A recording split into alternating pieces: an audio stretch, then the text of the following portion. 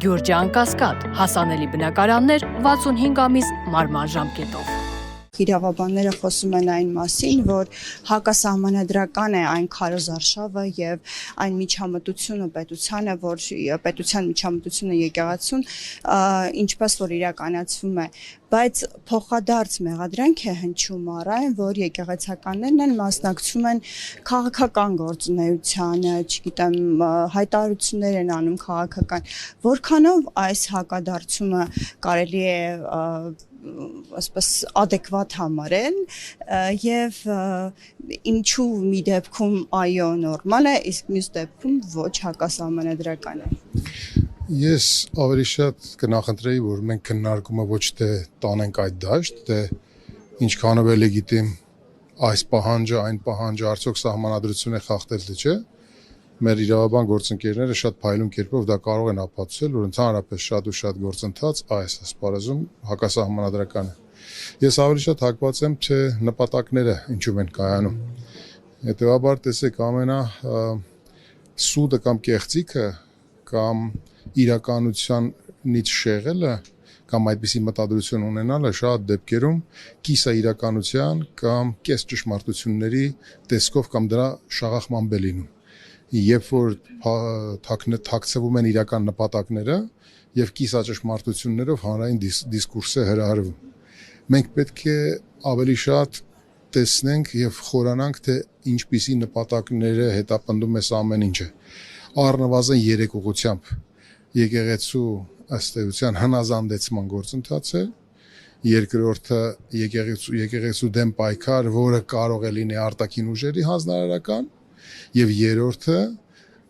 նախընտրական այս ժամանակահատվածում նախկինների շարքերը եկեղեցով համալրելու այդպիսի ցանկություն, որը շատ դեպքերում նաեւ էլեկտորալ բավականին շատ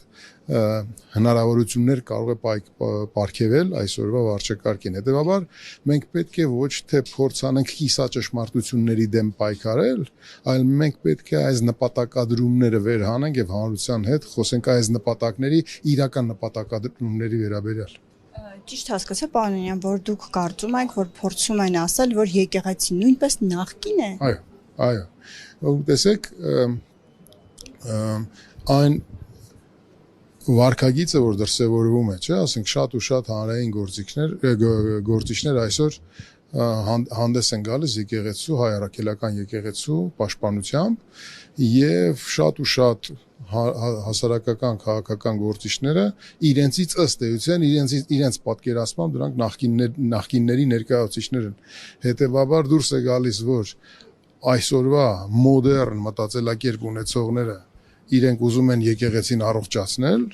բայց նախկինները պայքարում են եկեղեցին այսպես պահելու այդպիսի ջատագով են։ Հետևաբար եկեղեցին արժե զրկելու եւ նախկինների հետ մերձեցնելու եւ էլեկտորալ որոշակի նախապատվություններ կամ առավելություններ ձեռք բերելու նպատակադրում ունի այս ամեն ինչ։ Տեսեք, պարոն Անյան, երբ ասում են, որ էլեկտորալ է եւ նախընտրական տրամաբանության մեջ է պետք դիտարկել, հիմա արդեն կարծես թե ակնհայտ է, չէ, որ այս արշավը առանձնապես մեծ ձայներ չի բերելու Նիկոլ Փաշինյանին, որովհետեւ ավելի շատ իր դեմ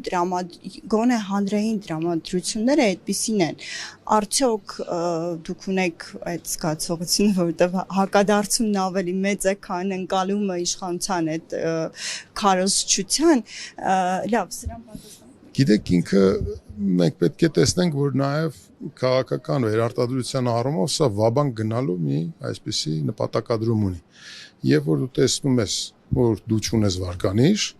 եւ երբ որ տեսնում ես, որ կարծես էլեկտորալ ակտիվությունը հանրության մոտ վերականգնվում է, համենայն դեպս համայնքներում իրականացված վերջին ընտրություններում շատ ավելի մասնակցության տոկոսը շատ ավելի բարձր էր, դու տեսնում ես, որ ինչ որ շեշտակի բաներ անելու կարիք կա սրբության, ազգային միակ կառույցի, ինստիտուցիոնալ կառույցի դեմ հոխորտանքներ եւ այս ամեն ինչը փաթեթավորվում է կենցաղային պահանջներով։